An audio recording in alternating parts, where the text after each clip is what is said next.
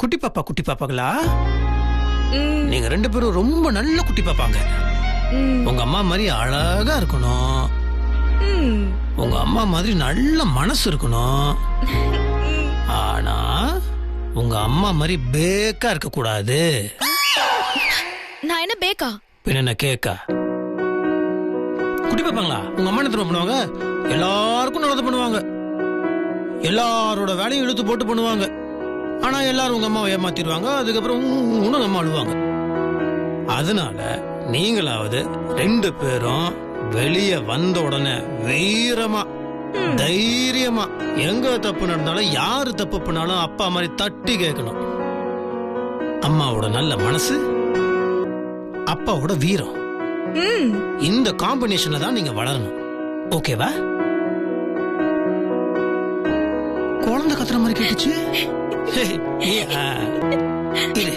குட்டி பாப்பா என்ன சொல்றாங்கன்னு கேட்போம். உதைக்கிறாங்க டபுள் கிக்கு. அப்புறம் குட்டி பாப்பாஸ் 2 பேரும் தூங்குங்க. சரியா? Good night. குட்டி பாப்பா தூங்கிடுச்சுங்க. நீ தூங்கலையா? தூங்குற மாமா. இரு தூங்குறதுக்கு முன்னாடி குட்டி பாப்பாஸ்க்கு குட் நைட். Good night.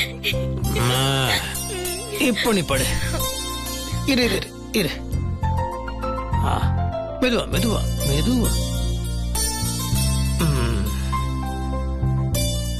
என்ன முத்து மாமா கைய? அதான் தலகாணி இருக்கே.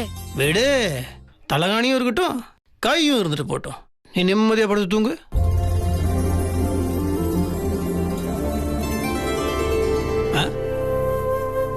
கொட்டை முடிச்சு பார்த்துட்டு இருக்கிற? இல்ல மாமா, கண்ணு தெரியாம நீ பட்ட கஷ்டம் எல்லாம் என் மனசுக்குள்ளேயே இருக்கு. அதான் என் கண்ணாலேயே உன்னை முழுங்கிடலான்னு பாக்குறேன். முழுங்குவ கண்ணால முழுங்கிட்டு கண்ணை மூடிட்டு தூங்கு. கண்ணை மூட மாட்டேன். நீப்பா தூங்க மாட்டியா? உன் கண்ணை எப்படி மூட வைக்கணும்னு எனக்கு தெரியும்.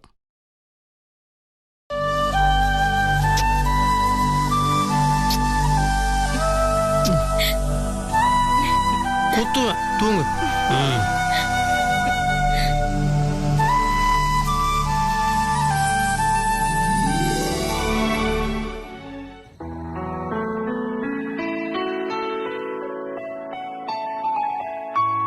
ப்ரோ, அங்க பாருங்க, ஸ்வேதாவும் ரூமுக்கு தூங்க போயாச்சு. மிச்சம் இருக்கிற வேலையெல்லாம் நாங்க பாத்துக்கிறோம். நீங்க போய் கொஞ்ச நேரமாவது தூங்குங்க. கார்த்தி, படுத்தா நான் அசந்துருவேன். இந்த சேர்லயே அப்படியே உட்காந்து தூங்கிடுறேன். இங்க பாருங்க ப்ரோ, எனக்கும் ஸ்வேதா விஷயத்துல டவுட் இருக்கு. அதனாலதான் வீட்டை சுத்தி ஆளுங்களை நிக்க வச்சிருக்கேன். ஸ்வேதாவோட கார் சாவி கூட இப்ப நம்ம கண்ட்ரோல்ல தான் இருக்கு. அதனால ஸ்வேதா இங்க இருந்து கண்டிப்பா தப்பிச்சு போக முடியாது. நீங்க இத பத்தி யோசிக்காம நிம்மதியா படுத்துங்க. போங்க ப்ரோ, போய் தூங்குங்க. அப்பதான் காலையில ஃப்ரெஷ்ஷா இருப்பீங்க. கல்யாண மாப்பிள்ளை இல்லையா நீங்க? போங்க.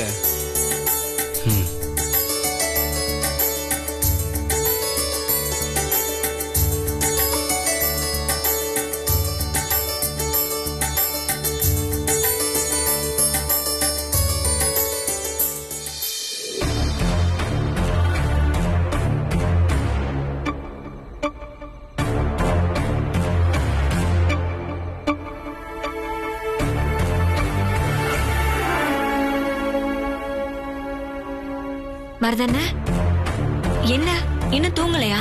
எப்படி தூக்கம் வரும்? புதுசா என்னெல்லாம் பிரச்சனை வரப்போகுதோ. ஸ்வேதா கல்யாணம் பண்ணிட்டு இந்த வீட்டை விட்டு வெளியில போனா என்னோட எதிர்காலம் அம்பதான். அம்மா என்னன்னா ஒவ்வொரு விஷயத்திலும் பிடிவாதமா இருக்கு. நான் என்னதான் பண்றது? என்னால சுத்தமா தூங்கவே முடியல. இப்படியே எத்தனை நாளைக்கு தான் அண்ணன் கிட்ட காசு எதிர்பார்த்து கை நீட்டி நிக்கிறது. பிச்சைக்காரனை விட கேவலமா இருக்க போகுத.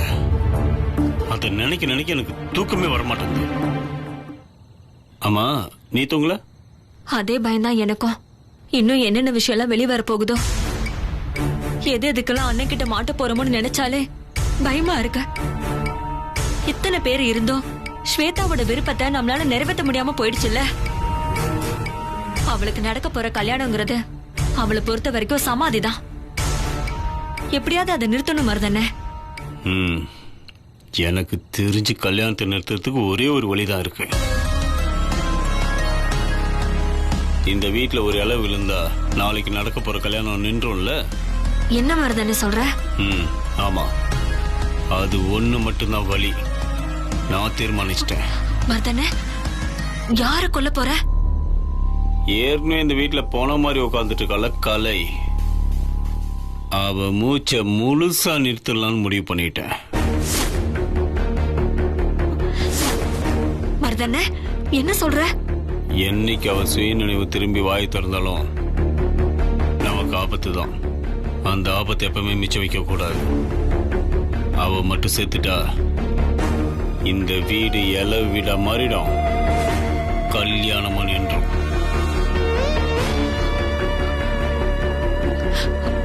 நீ சொல்றதெல்லாம் சரிதானே, ஆனா எப்படி இதெல்லாம்? பொண்டாட்டி சாக கிடந்தா புருஷன் தான் கடைசி பால ஊத்தணும். ஆனா பொண்டாட்டியை சாகடிக்கிறதுக்காக இந்த புருஷன் கடைசி பால ஊத்த போறேன். என் அருமை பொண்டாட்டிக்கு என் கையால பாலை கொடுத்து அவளை மேலோகத்துக்கு வழி அனுப்பி வைக்க போறேன். சரிண்ணே, பாத்து கவனமா செய், மாட்டிக்காத. இங்க பாரு, நீ போய் நிம்மதியா தூங்கு. அதுக்கப்புறம் நீ பார்த்தா கூட அது சாட்சியா மாறிடும். போ, அவ மூச்சு நின்னதுக்கு அப்புறம் உனக்கு நான் தகவல் சொல்றேன். போ. சரிண்ணே.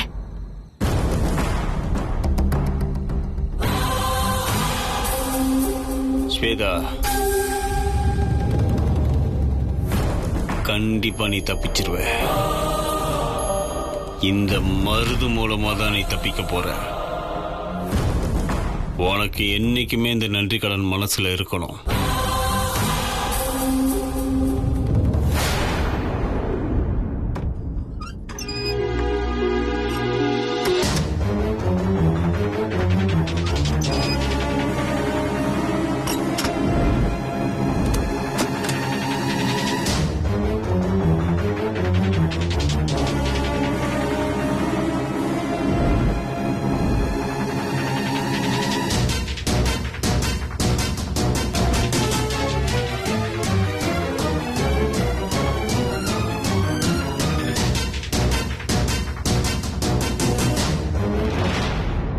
அன்னைக்கு மட்டும் நான் சரியான நேரத்துல வரலன்னா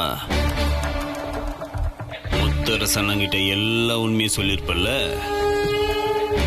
அதே நிலைமை தான் இப்பவும். நீ குணமாகி எழுந்து வந்தனா அந்த உண்மையெல்லாம் சொல்லாம விட மாட்டல்ல. எனக்கு அது நல்லாவே தெரியும். அதுக்காக தான் நான் இப்போ உன் கதையை முடிக்க வந்திருக்கேன். கலை, உனக்காக உன் புருஷன் பால் கொண்டு வந்திருக்கேன். இது பசும்பால் இல்ல, விஷப்பால்.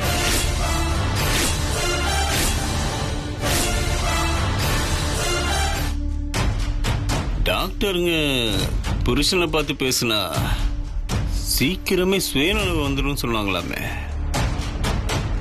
அதனாலதான் கலை, நான் உன்னை தேடி வந்திருக்கேன்.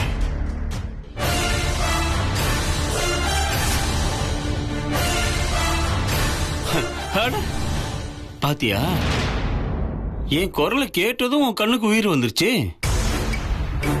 இன்னும் நான் பேச பேச உனக்கு பேசுறதுக்கும் வாய் வந்துரும் போல இருக்க. ஆனா அது எனக்கு நானே வச்சுக்கிற ஆப்பு. அதனால நான் அந்த மாதிரி தப்பெல்லாம் பண்ண மாட்டேன்.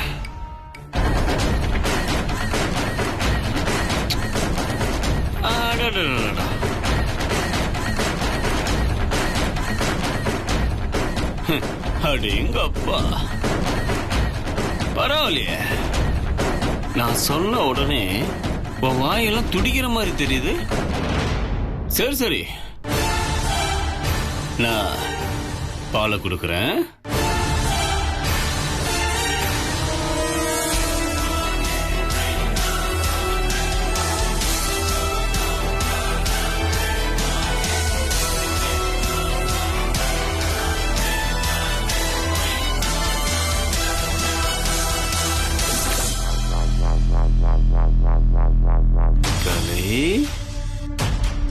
செல்லம் சாப்பிடுமா?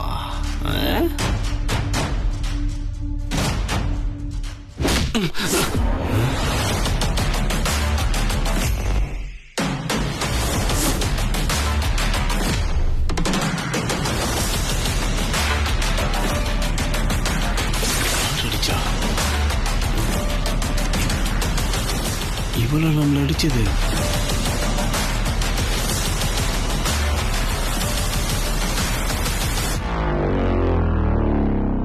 இவ எப்படி நம்மள அடிக்க முடியும்? இவளே இப்படி உக்காந்துட்டு இருக்கா. என்ன நடக்குது ஒன்னும் புரியலையே.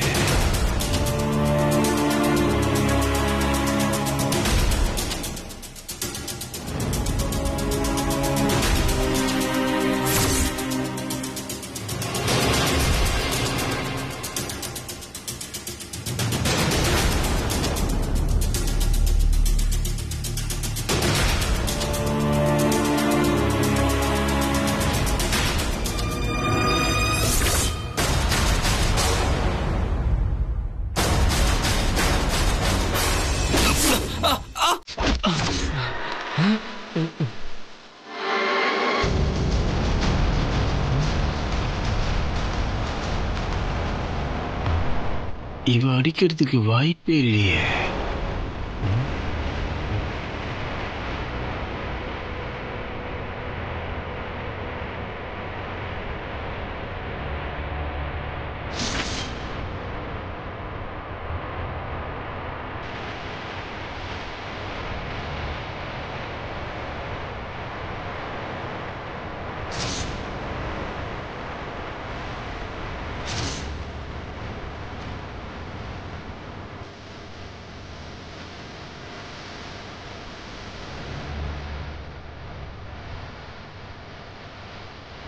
இந்த கையா?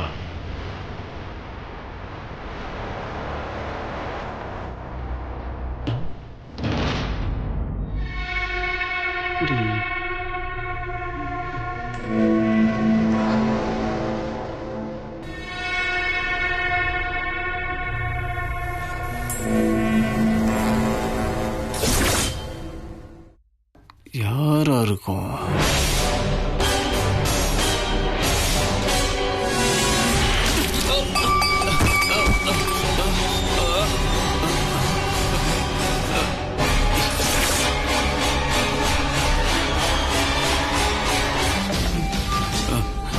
காலால உதைச்சது நிஜம்தான். கழுத்து வச்சு கொண்டுடுவோம். இந்த வரண்டி இவளை கொன்னாதான் எனக்கு நிம்மதி. விடக்கூடாது.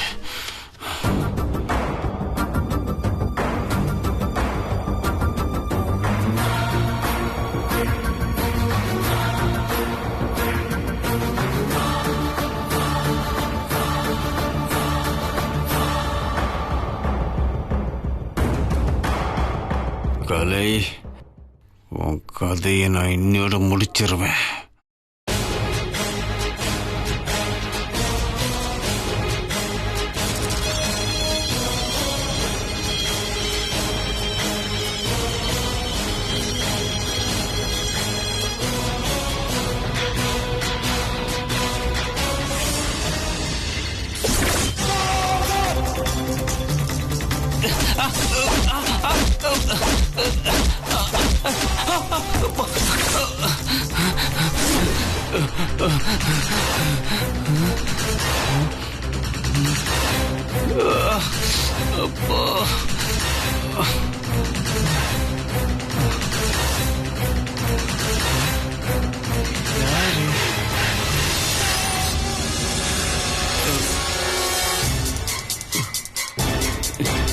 யாரு?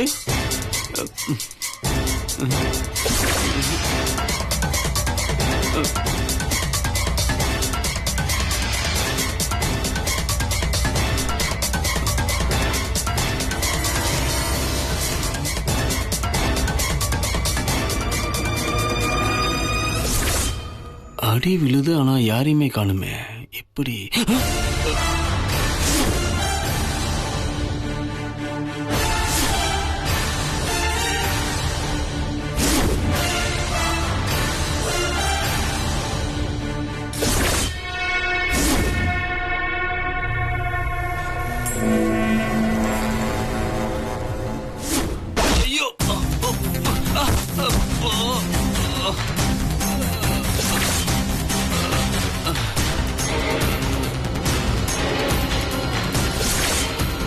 ஏண்டா உங்க வீட்டுக்கு வந்த மருமகளுங்களை எல்லாம் கொல்றது உங்களுக்கெல்லாம் வாடிக்கையா போச்சுல்ல?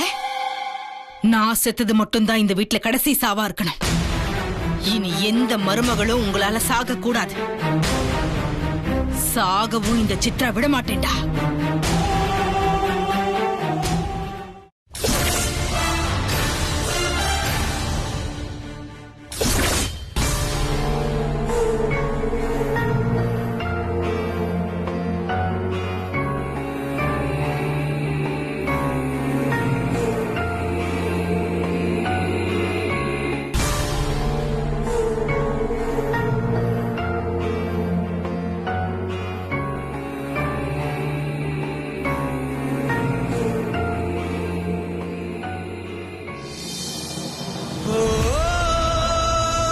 நான் இருக்கேன் கலை.